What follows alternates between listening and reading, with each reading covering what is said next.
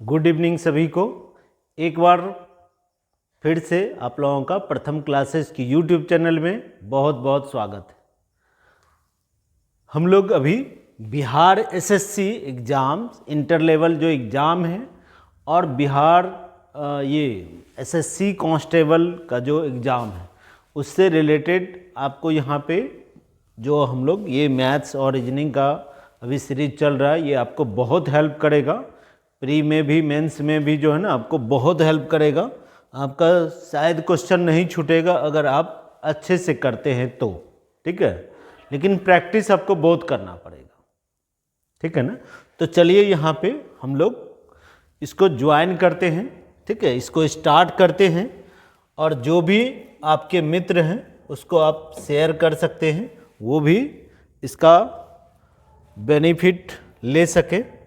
चलिए तो हम लोग यहाँ पे पहला क्वेश्चन से स्टार्ट करते हैं।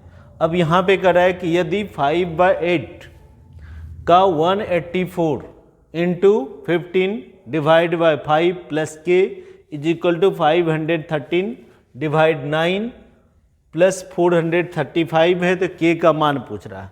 तो बस यहाँ पे क्या ध्यान देना है कि बोर्ड मास का आपको रूल आपको पता होना चाहिए। तो सबसे पहले यहाँ पे क्या करेंगे, अगर का है तो यहाँ पे का चिन्ह पहले ये है, तो यहाँ पे का को गुना कर दीजिए, पहले इसका काम करेंगे। तो 8 से देखिए ये कितना बार में कटेगा, 8 से 2 बार में 16 है ना, फिर 2 बच जाएगा तो 24, 8 से 3 बार में यानी कि 23 इंटू 5 कितना हो जाता है, तो 100, 20 इंटू 5 तो 100, 3 इंटू 5 तो 150। और यहाँ पे अब क्या करेंगे, पहले किसका काम करेंगे, तो यहाँ पे डिवाइड है तो डिवाइड इसका काम करेंगे पहले हम लोग। तो 15 में से 5 से भाग देंगे तो यहाँ पे कितना आ जाएगा 3। अब इसको गुना करेंगे तो कितना हो जाएगा 345 हो जाएगा। 100 इंटू 3 करेंगे तो 300, 15 इंटू 3 तो 345 यहाँ पे आपका आ जाएगा, 345 प्लस के। अब यहाँ पे आपसे दिया हुआ है कि इधर अगर सॉल्व कीजिएगा तो इधर अगर हम लोग सॉल्व करेंगे तो 513 में 9 से भाग दीजिएगा तो कितना बार में कटेगा, तो 57 टाइम्स में आपका कट जाएगा, है ना। इसको अगर भाग दे दीजिए, इससे काटिएगा तो कितना बार में, 9 से 5 बार में 45 और बचेगा कितना आपका, ठीक है 6 बचेगा, तो यहाँ पे हो जाएगा 63। तो 9 से 7 बार में कट जाएगा तो यहाँ पे 57 और ये आ रहा है 435। तो यहाँ पे बोल रहे हैं कि ये के का वैल्यू क्या होगा, ये दोनों को अगर हम लोग जोड़ेंगे तो कितना हो जाएगा 492 हो जाएगा। यानी कि 345 में हम लोग क्या जोड़ें कि वो 492 हो जाएगा, यानी कि वो 345 इसमें ला के घटा लीजिएगा, है ना। तो कितना आएगा, ऑप्शन में भी आपको दिख रहा है कितना 147 हो जाएगा, है ना। यही ना होगा, 5 में क्या जोड़ें कि एक यहाँ पे 2 आ जाए, ऐसे भी सोचिए। ऐसा एक ही ऑप्शन में है तो हमारा क्या हो जाएगा 2 नंबर आंसर हो जाएगा। क्लियर है ना यहाँ पे। तो सिर्फ बोर्ड मास का अगर हम लोग रूल फॉलो रखेंगे तो ये ऐसा सवाल जब भी आएगा सिंप्लीफिकेशन का तो आपका सॉल्व हो जाएगा। चलिए तो हम लोग नेक्स्ट क्वेश्चन की ओर यहाँ पे बढ़ते हैं। नेक्स्ट क्वेश्चन यहाँ पे देखिए कि इलेक्शन से रिलेटेड सवाल जो है परसेंटेज में है और ये पूछता ही पूछता है।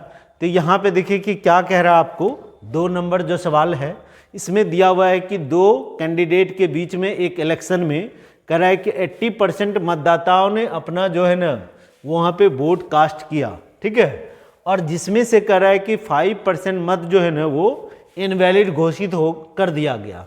और एक कैंडिडेट को कह रहा है कि 2,85,000 मत मिला, जो कुल वैध मतों का यानी टोटल जो है ना वैलिड वोट का 75% था। तो कह रहा है उस चुनाव के लिए नामांकित मतदाताओं की कुल संख्या कितनी थी। देखिए जितना भी वोटर लिस्ट में जितना भी लोगों का नाम रहता है तो सभी क्या वोट जाते हैं गिराने, नहीं जाते। जो बूढ़े हैं, जो कहीं और जॉब कर रहे हैं, है ना, और बहुत लोग जो है कि वोटिंग नहीं करते हैं। इसलिए जनरली क्या देखते हैं कि हम लोग कि 50% हुआ, 60% जो वोटिंग होता है ना। और उसमें भी क्या होता है कि जो वोटिंग किया तो कुछ आदमी जो प्रॉपरली उसको अगर अच्छे से नहीं गिराता है तो वो क्या हो जाता है, इनवैलिड हो जाता है ना। तो वही चीज़ यहाँ पे आपको कह रहा है। तो यहाँ पे देखिए कि टोटल यहाँ पे कितना वोट है आपको नहीं पता। टोटल हम लोग मान लिए कि कितना है कि उस वहाँ पे जो वोटर चुनाव के लिए नामांकित मतदाताओं इसको हम लोग एक्स मान लेते हैं, ठीक है। और कितना वोटिंग हो रहा है, तो वो कह रहा है कि 80% मतदाताओं ने अपना वोट डाला, यानी कि 100 में 80 लोग वोट डाल रहा। ठीक है, अगर 100 आदमी होता तो 80 आदमी वोटिंग कर रहा है, कहने का अर्थ यही हुआ। तो यहाँ पे हो गया x का 80%।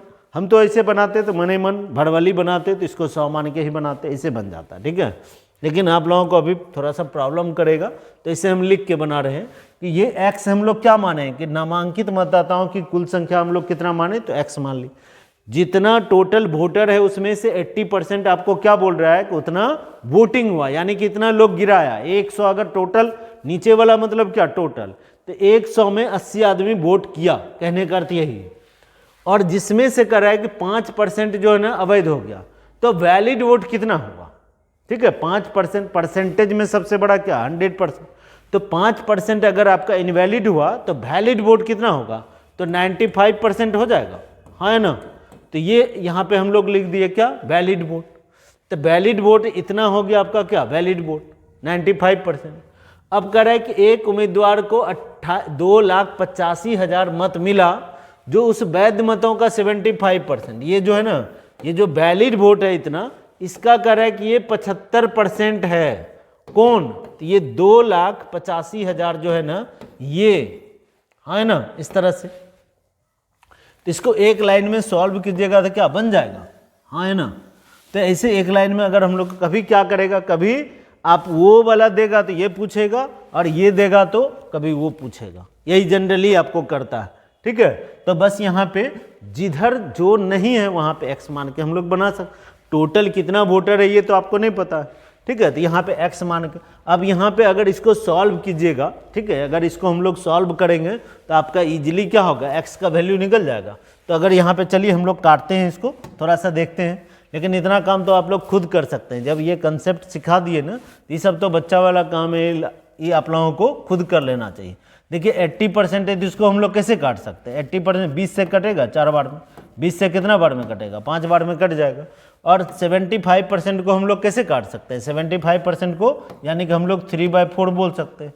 और ये 4 है, तो ये भी आपका क्या होगा, कैंसिल हो जाएगा, हाँ ना। ये 5 से देखिए 95 भी कट जाएगा, 19 बार में कट जाएगा, कटेगा कि नहीं कटेगा। और 57 देखिए 19 गुना 3 कितना हुआ, 57, 57 से इसको काटिएगा तो कितना बार में, 5 बार में कट जाएगा। तो यहाँ पे हो जाएगा कितना आपका, 5000 हो जाएगा, हाँ है ना। और यहाँ पे 100 बच गया, तो यानी कि x बराबर हम लोग क्या बोल सकते हैं कि x गुना ये 5000 आपका हो जाएगा। तो यानी कि 5 पे 5 जीरो मतलब कितना होता है, यानी कि 5 लाख हो जाएगा। तो टोटल वोटर कितना निकल गया आपका, तो 5 लाख हमारा आंसर आ गया, हाँ है ना। तो इस तरह से जब भी क्वेश्चन मिलेगा तो उसको छोड़िएगा नहीं, हाँ है ना। चलिए तो हम लोग नेक्स्ट क्वेश्चन की ओर बढ़ते हैं। चल नेक्स्ट यहाँ पे क्या कर रहा है कि एक ठोस अर्धगोले का आयतन आपको दिया हुआ है 1152 पाई क्यूबिक सेंटीमीटर है। तो कह रहा है अर्धगोले का वक्र पृष्ठीय क्षेत्रफल ज्ञात कीजिए, ठीक है। और यहाँ पे पाई आपको दिया हुआ है, ठीक है ना। तो इसको हम लोग कैसे बना सकते हैं, इसको हम लोग कैसे इसको सॉल्व कर सकते हैं, ठीक है। तो चलिए बस यहाँ पे देखिए, इस तरह से जब भी आपको सवाल मिले ना मेंसुरेशन का, तो बस अगर थोड़ा सा एक बार मेहनत लगेगा ना, तो सारा जो ये गोला का, ठीक है, जितना भी आता है, खास करके क्या क्या मेंसुरेशन में क्या क्या आएगा, घन का आएगा, घनाभ का आएगा, अर्धगोला का आएगा, शंकु का आता है। तो ये सब जो है ना, सबका फॉर्मूला थोड़ा सा याद कर लीजिए। फॉर्मूला याद रहेगा तो बनेगा, और नहीं तो आपको छोड़ना ही पड़ेगा, दूसरा कोई उपाय नहीं, ठीक है। तो यहाँ पे आते हैं हम लोग, इस सवाल में आते हैं। अर्धगोला का बोल रहे थे, अर्धगोला का आयतन, तो अर्धगोला का जो आयतन होता है, वॉल्यूम, उसका फॉर्मूला क्या होता है, तो उसका फॉर्मूला होता है 2/3, ठीक है, पाई आर क्यूब। और ये अर्धगोला इतना आपको दिया हुआ है 1152 इतना पाई आपको दिया हुआ है, हाँ ना। ये क्या लिखे हैं हम, अर्धगोला का आयतन, उसका ये फॉर्मूला है, ठीक है। तो ये आपको आना चाहिए, ठीक है, इतना बराबर इतना, ठीक है। तो ये बैठा दी। अब यहाँ पे क्या होगा कि ये आपका यहाँ पे क्या होगा, हम लोग बोल सकते हैं ये पाई और ये पाई आपका क्या कैंसिल हो जाएगा, हाँ है ना, वो कट जाएगा। अब यहाँ पे काटिए कि यहाँ पे आर का वैल्यू हमको निकालना है, तो यहाँ पे सोचिए कि ये 2 से आपका इसको काट सकते हैं हम। 2 से काटिएगा तो ये कितना बार में कट जाएगा? 2 से 5 बार में, है ना। 2 से काटिएगा तो ये 5 बार में आपका कट जाएगा, ठीक है। तो 2 से 5 बार में 10 हो जाएगा, बचेगा 1 तो हो जाएगा 15। 2 से 7 बार में कितना? तो 2 से 7 बार में 14, बचेगा 1 तो हो जाएगा यहाँ पे कितना आपका 12, और 2 से कितना 6 बार में, तो 576। और आर क्यूब बराबर ये कितना हो गया? तो 576, ठीक है, गुना ये 3 इधर जाएगा ना, तो इतना हो गया। इतना बराबर क्या होता है? तो इतना बराबर होता है 1728 होता है, ठीक है। इसको गुना कीजिएगा तो 500 गुना 3 तो 1500, 70 गुना 3 तो 210, और 6 गुना 3 तो 18, तो कितना हो जाएगा? 1728 हो जाएगा, है ना। तो 1728 आपका यहाँ पे, ठीक है, ठीक है, क्लियर है। तो इतना आ गया। तो अब ये सोचना है कि किसका, ये किसी का क्यूब होता है ना। अगर याद है तो आपका क्या होगा? चुटकी में बन जाएगा, नहीं होगा तो फिर क्यूब रूट दे के निकालिए, ठीक है। तो ये आपको थोड़ा सा प्रॉब्लम, क्यूब निकालने के लिए भी हम बताए हुए हैं। अगर नहीं है तो किन्हीं को जाके वीडियो देख सकते हैं, वहाँ से क्यूब आप इजीली निकाल सकते हैं। नहीं तो ये सोचिए कि ये किसका क्यूब होता है? तो ये 12 का क्यूब होता है, ठीक है। ये किसका क्यूब होता है? तो ये 1728 जो है ये 12 का क्यूब होता है। यानी कि हम लोग क्या बोल सकते हैं कि आर बराबर क्या हो जाएगा आपका? तो 12 हो जाएगा, है ना। तो 12 बार आपका क्या होगा? ये पाई ये क्यूब क्या होगा? कैंसिल, ठीक है। तो बचेगा आर बराबर क्या हो जाएगा आपका? तो 12। जब ये निकल गया, आर का वैल्यू आपका निकल गया, तो पूछ रहा है कि अर्धगोले का वक्र पृष्ठीय क्षेत्रफल क्या ज्ञात करें। तो वक्र पृष्ठीय क्षेत्रफल का फॉर्मूला क्या होता है? तो वक्र पृष्ठ का क्षेत्रफल का जो फॉर्मूला होता है वो कितना होता है? इसका जो एक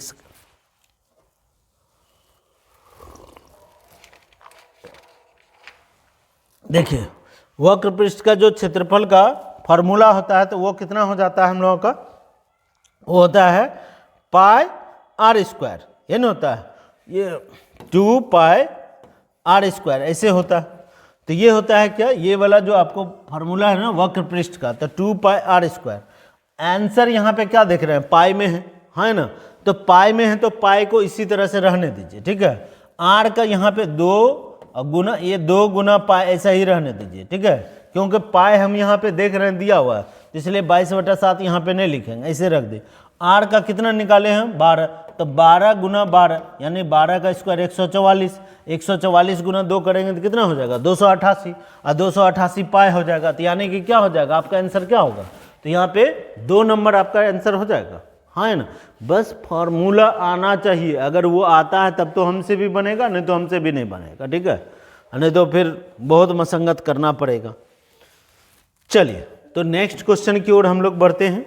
तो ये इसलिए बोल रहे हैं कि थोड़ा सा आप लोग फार्मूला एक बार याद कर लीजिएगा मेंसुरेशन का ना, तो जब भी सवाल आएगा तो आपको समझने में भी आसानी होगा, ठीक है। और ये आपका अगर दूसरा सवाल आएगा तो वो आप बना भी सकते हैं। चलिए, जैसे यहाँ पे 4 नंबर में यहाँ पे कह रहा है, ये सवाल भी खूब पूछता है, जनसंख्या वाला। कह रहा है कि 2019 की शुरुआत में एक शहर है, उसका समझिए कि ये पूर्णिया है, तो पूर्णिया का ही क्या है कि पॉपुलेशन मान लीजिए कितना है, ठीक है। पॉपुलेशन कितना है पूर्णिया का? तो ये आपको दे दिया कि 82,000 कितना है? तो 82,000 यहाँ पे पॉपुलेशन है, ये दिया हुआ है। कह रहा है कि इसकी जनसंख्या सालाना 2% की दर से ये बढ़ रहा है, हर साल 2% बढ़ रहा है। तो कह रहा है कि 2022 की शुरुआत में इसकी जनसंख्या जो है ना निकटतम पूर्णांक तक पूर्णांकित बोल रहा है, ठीक है। वो कितना होगा लगभग में आपको ये बताना है, ठीक है, अप्रॉक्स में आपको बताना है। तो कितना हो जाएगा? तो अगर देखिए ये है क्या, आपको ये लग रहा होगा परसेंटेज, इसको अगर हम लोग ऐसे बना सकते हैं, ठीक है। तो ये आपको दिया हुआ है, एक शहर का जनसंख्या कितना है? तो 82,000 दिया हुआ है। 82,000 कब है? तो 2019 में दिया हुआ है। और इसमें कह रहा है कि 2% की दर से वृद्धि होता है, तो यानी वृद्धि बराबर 102/100, है ना। 102/100 है ना, ऐसे बोल सकते हैं। और 102/100 का 2019 से, ठीक है। यहाँ पे देखिए ईयर में क्या दिया हुआ? 2019। और ये कब का पूछ रहा है कि 2022, यानी कि 19 से लेके 19 के बाद क्या हो जाएगा? 20, 21, 22, है ना। यानी 3 साल का बाद हुआ, इस तरह से बढ़ेगा आपका जनसंख्या, कंपाउंडेड बढ़ेगा, है ना। तो ये आपको कंपाउंड इंटरेस्ट का ही सवाल है ये, ठीक है। लग रहा है कि SI CI नहीं बोल रहा है, लेकिन है वही चीज़ है। तो अगर इसको आप सॉल्व कीजिएगा तो आपका आंसर यहाँ पे क्या है कि आपका आंसर आ जाएगा। यहाँ पे तो कटाना ही है ना, कटा के थोड़ा सा गुना करना है, तो ये थोड़ा सा आपके लिए क्या है कि चैलेंजिंग है। लेकिन अगर हमको निकालना होगा ना कंपाउंड इंटरेस्ट का, देखिए कंपाउंड इंटरेस्ट का थोड़ा सा आपको बता रहे हैं कि यहाँ पे क्या है कि अगर रेट बराबर, ठीक है, रेट बराबर यहाँ पे कितना है 2%, है ना, और टाइम आपका कितना है दिया हुआ, ये टाइम जो हो गया यहाँ पे कितना हो गया 3 साल हो गया ना, है ना।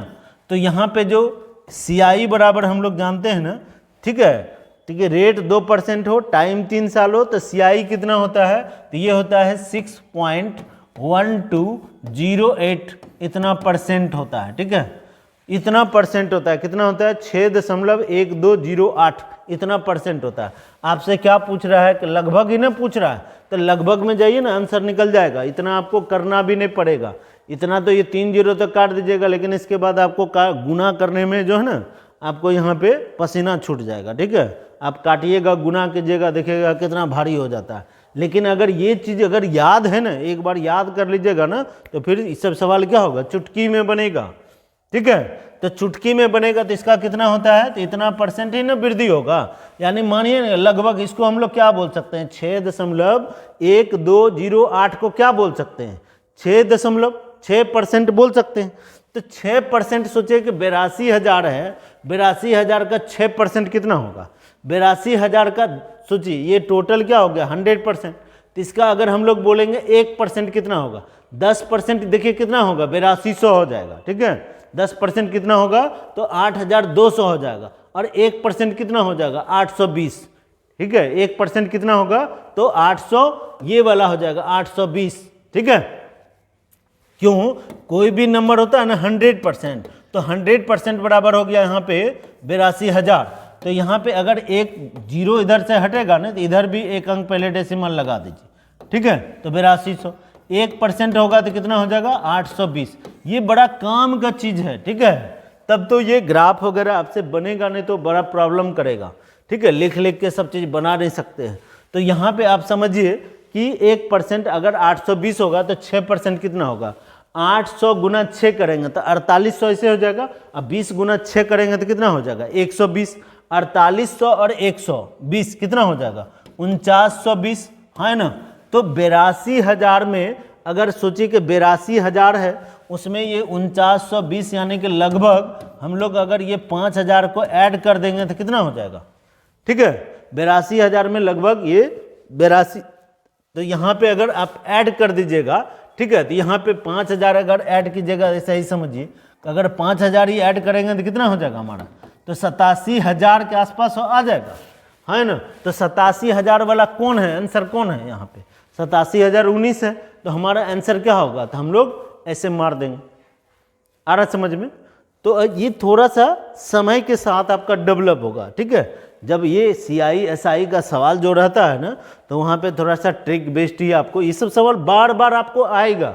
तो अगर ये चीज़ लगभग में बोल रहा है तो लगभग निकाल दी, ठीक है। ये थोड़ा सा ज़्यादा जा रहा है तो थोड़ा सा ज़्यादा ले रहे हैं, 4920 ही आया ना, यहाँ पे 5,000 हम लोग क्यों मान रहे हैं कि ये 6% से ज़्यादा, क्या कि ये तो हमारा क्या निकला, ये 6% निकला, और 6% से थोड़ा सा ज़्यादा ले रहे हैं, ठीक है। तो ऑप्शन भी देखना है हमको, तो ये कितना हो जाएगा, तो ये लगभग 5,000 अगर मान लिए हम लोग अप्रॉक्स में, तो ये कितना हो जाएगा 87,000 हो जाएगा। तो 87,019 है, तो ये क्या हो जाएगा, यही हमारा आंसर हो जाएगा। और नहीं तो आप इसको, ये बेसिक कंसेप्ट है, इसको बनाइए और देखिए निकाल के कि आपका इतना आ रहा है कि नहीं आ रहा है। लगभग में आपका यही आएगा आंसर, हाँ है ना। चल तो नेक्स्ट क्वेश्चन की ओर हम लोग बढ़ते हैं, ठीक है। यहाँ पे नेक्स्ट क्वेश्चन देखिए कि क्या दिया हुआ। तो नेक्स्ट क्वेश्चन हम लोगों को कह रहा है कि श्लोक पहले 140 किलोमीटर 3 घंटे में और अगले 180 किलोमीटर 5 घंटे में दूरी तय करता है, तो पूरी यात्रा के दौरान उसकी औसत चाल क्या है, ये पूछ रहा है। तो ये सवाल जो है वो किस टॉपिक का है, ठीक है। तो स्पीड, टाइम एंड डिस्टेंस जो है ना, उसी टॉपिक का, स्पीड, टाइम और ये क्या है कि डिस्टेंस उसका है। तो अब यहाँ पे देखिए कि आपसे क्या पूछ रहा है, तो यहाँ पे पूछ रहा है औसत चाल। तो देखिए स्पीड बराबर क्या होता है, स्पीड बराबर हमारा होता है डिस्टेंस अपॉन, ठीक है, क्या होता है, डिस्टेंस अपॉन, ठीक है, हाँ ठीक है। तो यहाँ पे देखिए चाल बराबर क्या होता है, दूरी बटा समय, क्या होता है, दूरी बटा समय। तो लेकिन जब भी आपसे पूछे ना कि ये एवरेज स्पीड, ठीक है, आपसे क्या पूछे, औसत चाल, एवरेज स्पीड अगर आपसे पूछ रहा है, ठीक है, तो इसका मतलब क्या होता है कि टोटल डिस्टेंस, क्या लिखेंगे हम लोग कि टोटल डिस्टेंस, कुल दूरी, ठीक है, बाय टोटल टाइम, क्या लिखेंगे, total distance by total time. कब, जब एवरेज स्पीड का बात करेगा। तो एवरेज टोटल डिस्टेंस देखिए कितना हो गया, पहले जा रहा है वो 140 किलोमीटर और अगला जा रहा है कितना, 180 किलोमीटर। तो टोटल दोनों को जोड़ दीजिए, 140 और 180, तो ये दोनों को जोड़िएगा तो कितना हो जाएगा, 320। और टोटल टाइम कितना हो जाएगा, टोटल टाइम है इसमें इसको 3 घंटा और इधर लग रहा है इसको कितना, 5 घंटा। तो 3 और 5 टोटल कितना हो गया, 8 घंटा। तो 320 अब बटा 8 कीजिएगा, काट दीजिएगा तो कितना आ जाएगा, 40 आ जाएगा। तो 40 किलोमीटर क्या हो जाएगा, पर आवर आपका क्या हो जाएगा, आंसर हो जाएगा, हाँ है ना। तो ये याद रखिएगा, जब भी औसत चाल वाला बोलेगा तो आप इसे निकाल सकते हैं बहुत आसानी से। तो यहाँ पे आंसर जो आएगा, राइट आंसर क्या हो जाएगा, तो 40 किलोमीटर पर आवर आपका आंसर हो जाएगा, हाँ है ना। चलिए नेक्स्ट क्वेश्चन की ओर हम लोग बढ़ते हैं, ठीक है। नेक्स्ट क्वेश्चन में देखिए क्या कर रहा है कि एक व्यक्ति चावल को 10% लाभ पर बेचता है। बहुत अच्छा सवाल है, ठीक है। ये सब सवाल में प्राय विद्यार्थी जो है ना फंस ही जाता है। तो सारा जो है कि ये प्रीवियस क्वेश्चन आपको जो हम करवा रहे हैं, ये सारा किसी न किसी एग्जाम में आया हुआ क्वेश्चन है और ये आपको बार बार जो है कि ये मिलेगा, ठीक है। तो इसको थोड़ा सा आप करिए, ठीक है। इस पर प्रैक्टिस अगर करिएगा ना तो मैक्सिमम चांस है कि आप फंसेंगे नहीं और आपका एग्जाम बहुत अच्छा जाएगा, ठीक है। चलिए, तो यहाँ पे क्या कर रहा है कि एक व्यक्ति चावल को 10% लाभ पे बेचता है और वास्तविक माप से कर रहा है कि 20% कम वजन प्रयोग। अगर वजन कम प्रयोग कर रहा है तो वो कितना प्रॉफिट कमा रहा है, इससे पहले तो ये निकालते हैं। वजन जो है ना 1 किलोग्राम के कहने का अर्थ क्या हुआ कि अगर 1 किलोग्राम है ना तो 1 किलोग्राम के स्थान पे 20% कम, यानी कि 1 किलोग्राम में कितना ग्राम, 1000 ग्राम। 1000 ग्राम का 20% मतलब क्या हो गया, 200 ग्राम था, इसे वो बेईमानी कर रहा है। तो 200 ग्राम तो ऐसे उसको फायदा हो गया, है ना। तो यानी कि अगर ये यहाँ पे ऐसे समझिए आप,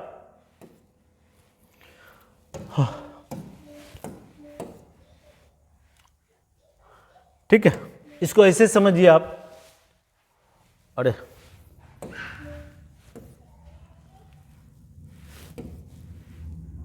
यहाँ है, ठीक है। इस सवाल में हम लोग करें एक व्यक्ति चावल को 10% लाभ पे बेचता है और वास्तविक माप से क्या कर रहा है कि 20% कम वजन का प्रयोग करता है। देखिए 1 किलोग्राम के अगर 100 होगा ना तो 20% कम मतलब क्या हो गया, 80।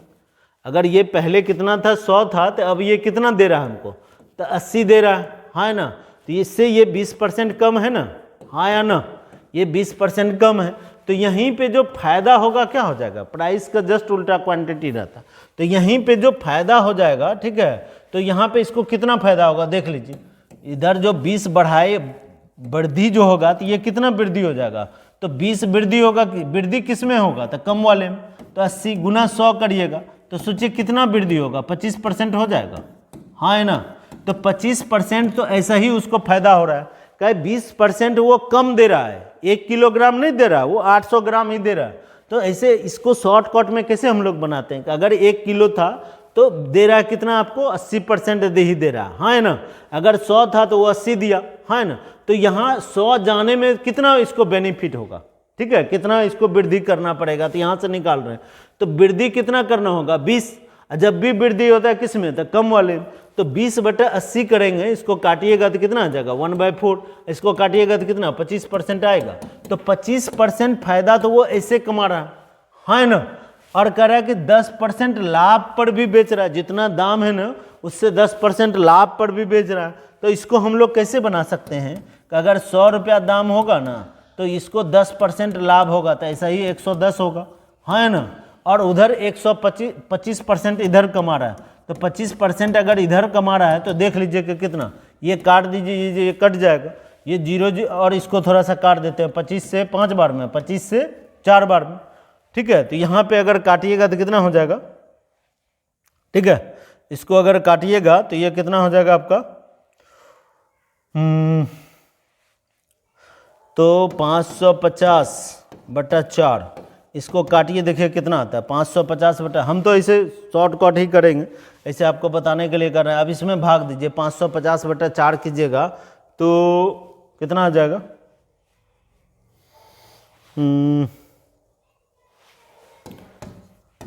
137.5 आएगा, देखिए करके देख लीजिए, ठीक है।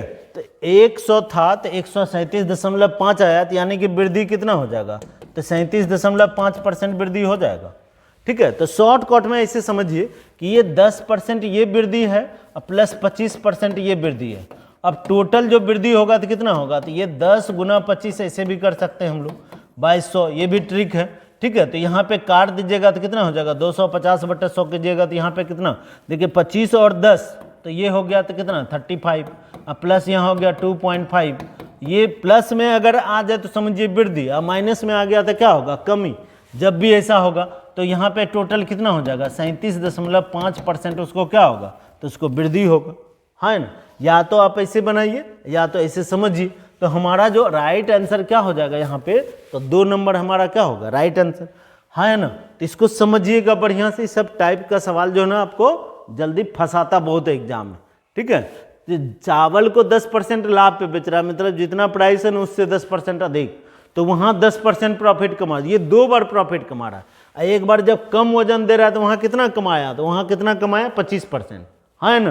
तो 25 और 10 35, लेकिन ये 35 नहीं होगा, 35 और प्रॉफिट पे प्रॉफिट, इसलिए इसको ऐसे लिखते हैं शॉर्टकट में, ठीक है। या तो ऐसे बना लीजिए या फिर ऐसे बनाइए कि 10% वृद्धि फिर 25% वृद्धि, तो 25 10 35, और यहाँ पे प्लस माइनस जो भी होगा ये कर दीजिएगा, और 10 गुना 25 कर दीजिए। अगर ये ओवरऑल आंसर अगर आपका प्लस में आया तो समझिए कि वृद्धि हो रहा है, और अगर ये माइनस में आ रहा है तो समझिए कितना हो रहा है, तो ये तब हानि हो जाएगा, है ना, कमी हो जाएगा।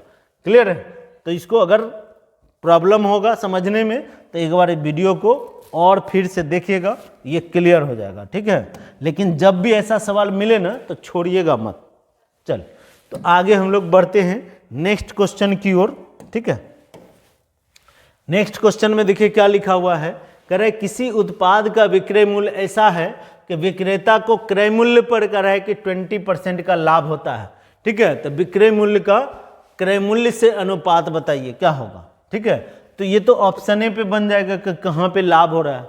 लाभ जब भी हो रहा है, ये कितना लाभ हो रहा है 20%, तो देखिए 20% का मतलब क्या होता है, 20% लाभ मतलब क्या, ऐसे बोल सकते हैं कि 120 बटे क्या बोल सकते हैं, ठीक है। 20% लाभ मतलब क्या हो गया 120, है ना।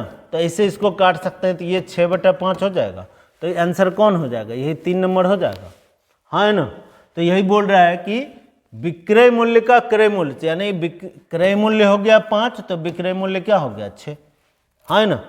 या इसको ऐसे समझिए कि 20% लाभ मतलब क्या बोलते हैं 1/5, यानी कि इसमें इतना लाभ हो रहा है, 5 में 1 लाभ हो रहा है, तो यानी कितना हो जाएगा 6 और 5 हो जाएगा, है ना। तो ऐसे हम लोग इसको बना सकते हैं, बहुत आसान है। चलिए तो नेक्स्ट क्वेश्चन की ओर हम लोग यहाँ पे बढ़ते हैं। नेक्स्ट क्वेश्चन देखिए क्या दिया हुआ है, 8 नंबर क्वेश्चन में कह रहा है कि एक वस्तु का जो MRP है वो 1600 रुपया है, लेकिन रोहन को 20% का छूट मिलता है, डिस्काउंट मिलता है, और वह कह रहा है कि वह उसे 1600 रुपया में बेचता है। तो कह रहा है रोहन का लाभ प्रतिशत बताइए कि क्या है ना। तो जैसे ये वाला सब सवाल मिलता है ना, विद्यार्थी स्किप सेव एंड नेक्स्ट यही करता है, ठीक है। तो यहाँ पे कुछ है नहीं, सिंपल आप समझिए कि ये कह रहा है कि अंकित मूल्य यानी कि MRP मैक्सिमम रिटेल प्राइस आपको दिया हुआ है 1600 रुपया, है ना।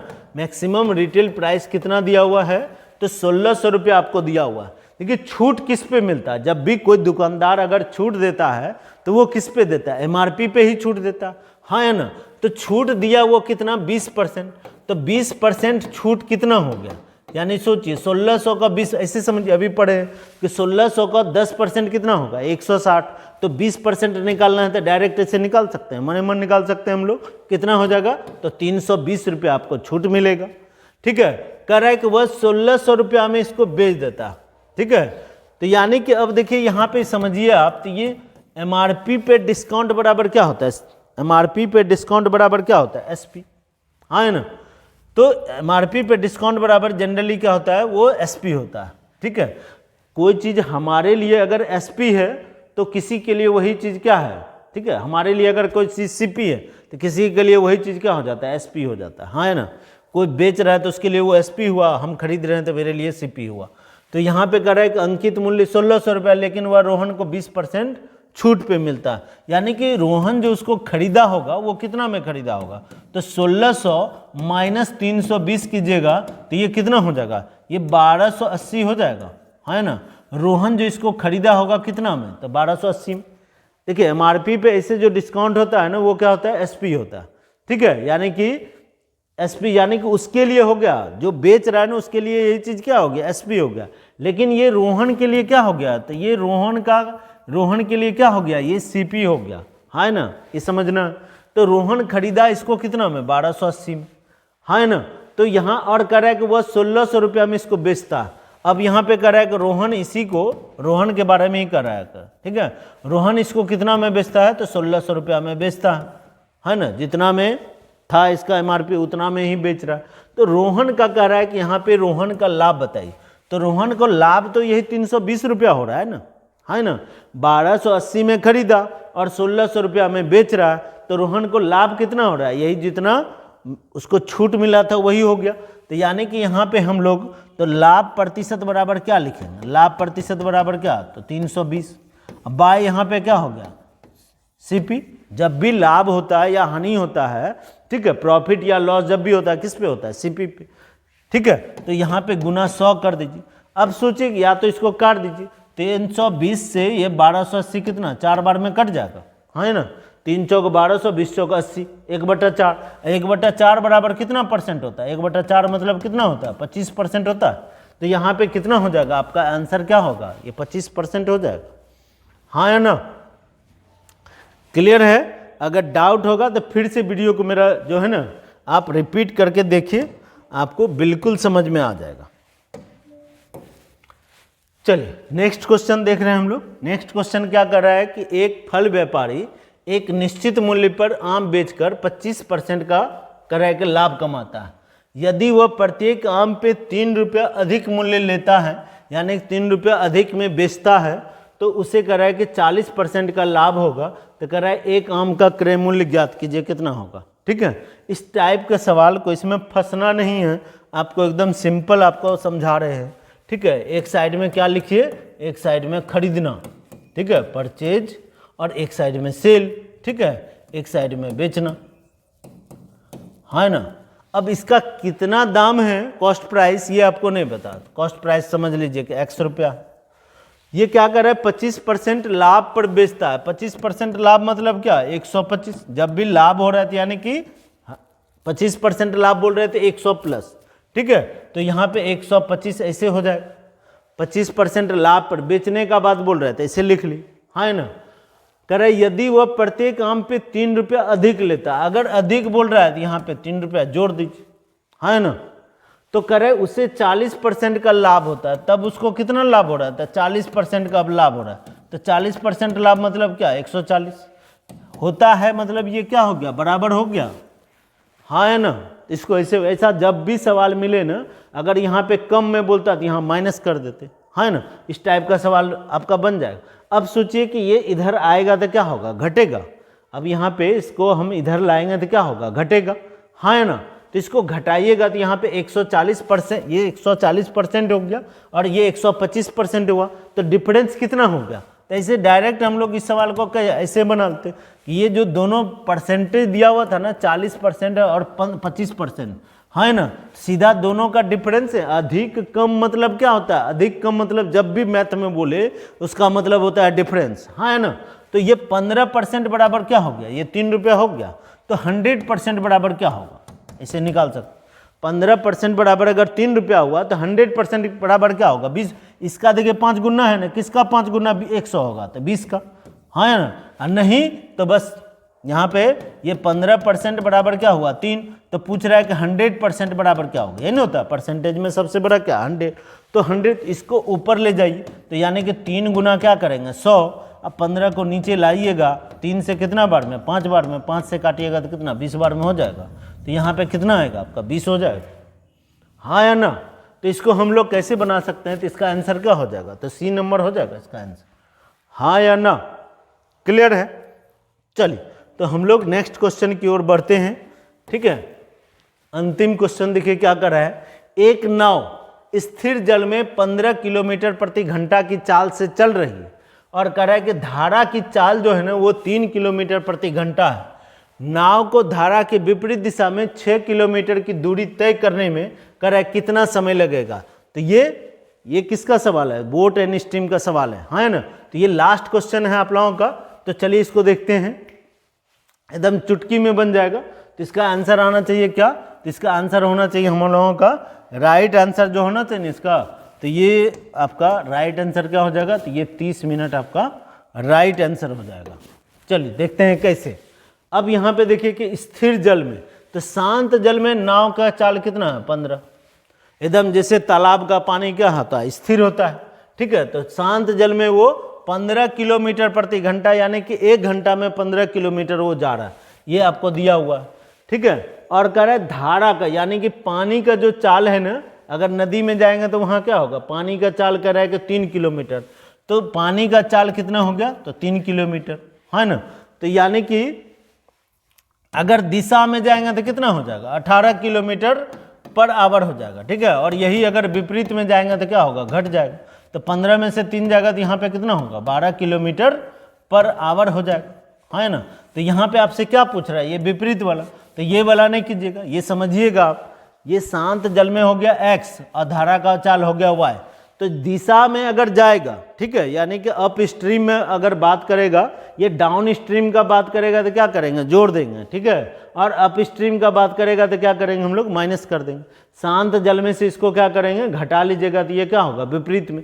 तो विपरीत में चाल क्या होगा, यानी कि 3 जो नदी का चाल वो उसको रोक रहा है ना। तो 15 में से 3 जाएगा तो क्या बचेगा आपका 12 किलोमीटर प्रति घंटा, है ना। तो ये 12 किलोमीटर प्रति घंटा क्या हो गया उसका विपरीत में चाल, यानी कि, ठीक है। तो इस तरह से आपका आ गया विपरीत दिशा में कितना हो गया 12 किलोमीटर प्रति घंटा, यानी कि 1 घंटा में वो 12 किलोमीटर पूछ रहा है 6 किलोमीटर की दूरी।